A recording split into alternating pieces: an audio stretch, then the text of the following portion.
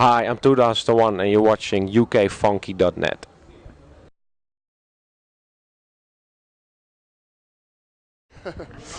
Okay, cool. It's myself, Glacier. It's ukfunky.net. It's UK Funky exclusives, and I'm joined here with another legend in the house game. Been around for nearly over 20 years now, doing his thing here, and obviously in his homeland of Holland and internationally. I'm here with 2001. How are you doing, sir? I'm great, how are you? I'm fine, thanks. Did you like that intro? Yeah, it was a great intro, yeah. Thank you very much. I do work hard at these intros. So, for those that don't know who you are, could you explain who is 2001 from, when you started making music? Well, put it in a nutshell. I started making music on the 2001, basically in 1988. I had my first record. Basically, I got in touch with this music, which was acid house music in London.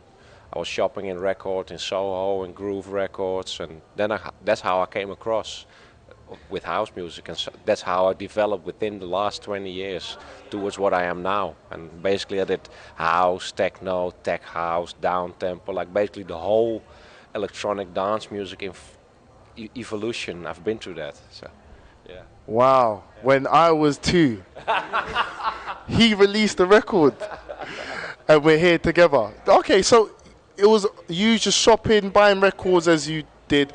Were you always into 4x4 music, or were you into other sounds at that time? No, because I was shopping in London. But this is the story. My father was working at KLM Airlines, so I could fly cheap.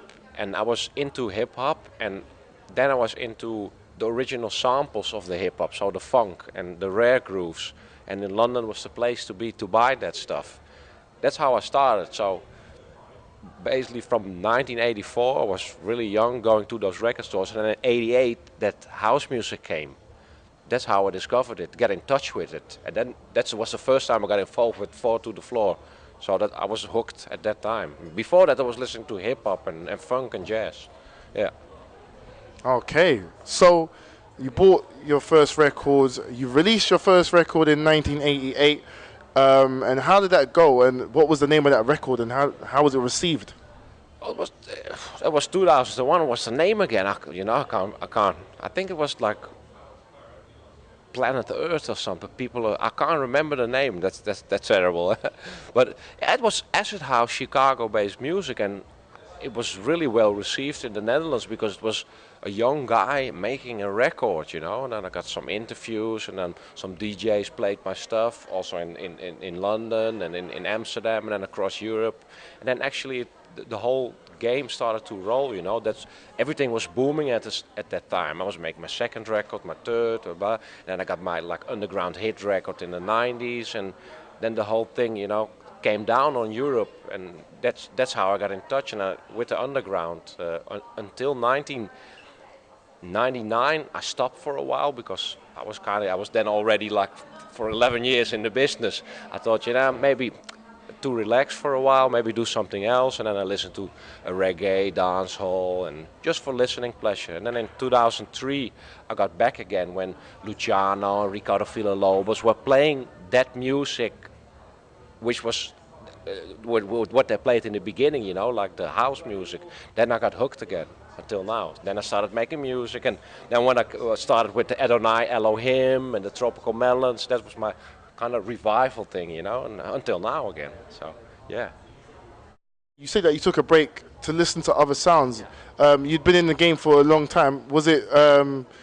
Did you get married, or was it just a choice of, let me take a break, let me listen to other stuff, let me get back to what I used to like? It was like a personal thing happened. What it was like, I kind of lost the feeling of the music, that fall to the floor stuff, and that and the distributor I work with went bankrupt, so it all came crashing down at once. And I thought maybe have a brief intermezzo and see what happens.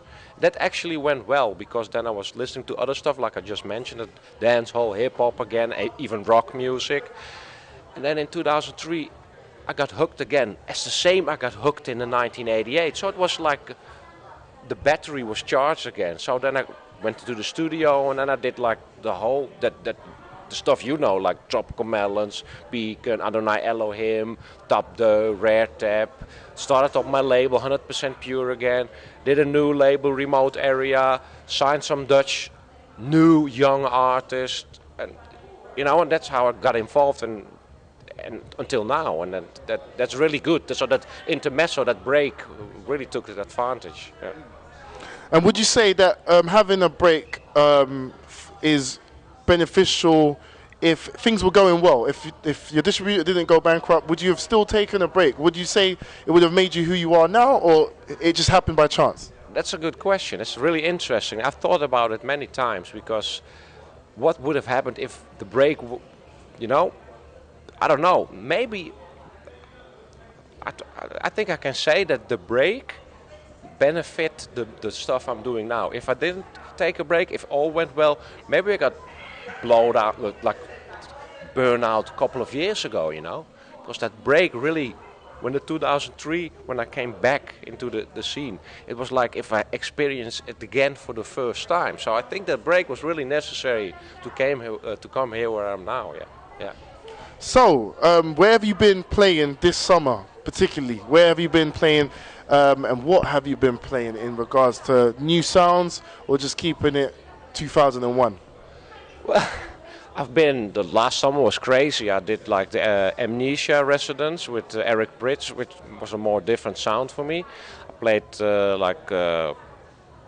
8 gigs or something with him, and it was a very good experience. English crowd was really good. Then I played a lot in Italy. Then I did some South America things, and the Sensation tour, which I'm doing with Joris Voorn together. So it's basically it's all different, and I like that. I can play on the Sensation, big room house music. Then I play in the Panorama Bar in Berlin. I play a 6-hour underground set. So it's because I'm coming from that 1988, 90s period, everything was one melting pot. So, I can play all styles, You just have to like it, and then I can do it, and I can adjust to for example, tonight with the Defected, I play more soulful stuff, but I also played here on a techno night with Speedy J, So that's completely different, but I can manage with that. 2001. Your first album came out 21 years after you started in 2009, Heritage. Is there anything forthcoming, another album? Obviously we've got releases. Tap Dirt obviously came out earlier this year, but is there another album? That's a good question, another album. I'm working on it, but I'm trying to first fit the concept right, because the Heritage album was basically a a tribute to the early house techno sound. And the next album I want to do like a new concept again. Maybe I shouldn't think be too complicated, Maybe I should hit the studio. I'm working on it now. I'm just collecting tracks, and then maybe hopefully next year, after the summer, gonna do a new album. I think that's a good thing, yeah. Something for the Olympics, the Olympic year, yeah. In regards to Ministry of Sound, how many times have you played here? And what's been the most memorable moment here at Ministry? I think this is the 4th or 5th time I play at Ministry, and for me, the most memorable moment was the opening party from Joris Voorn. I played together with Joris Voorn and D-Tron. That was for me amazing, because the sound of Joris and D-Tron is really, we're really connected. So that was for me one of the most, but maybe tonight, Night is still young, so maybe it can be legendary as well. Maybe so. Okay, so one more question. Now, obviously you started in '88. Your name is 2001. Now, I was thinking you got that from the film. Now you tell me why you call yourself 2001. That's just, everybody asks that questions. I got it asked twice this night as well. This is the 3rd time. You're kind of right. It had to do with the film, but the connection is that with my first bank card I got was the code 2001. That bank card I got in 1985. So I thought, hey, the movie, the year in the future, the code, let's make it 2001.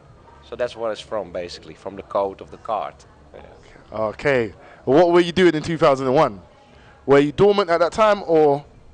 That was when I took the break. I was basically I was still listening to music, a lot of reggae, a lot of dancehall. Went out to concerts, hip hop concerts. So I was always kept listening to music. Hit a break in the studio and DJing for the Four to the Floor stuff. So that's what's happening. Recharging the battery. Yeah. If people want to get in contact with you, how can they get in contact with 2001? Twitter, Facebook, websites? The best thing to do is in the browser 2001.com or Twitter @2001. That's it. All right. Well, it's been myself, Glacier. It's been UKfunky.net, UK Funky exclusives, and 2001.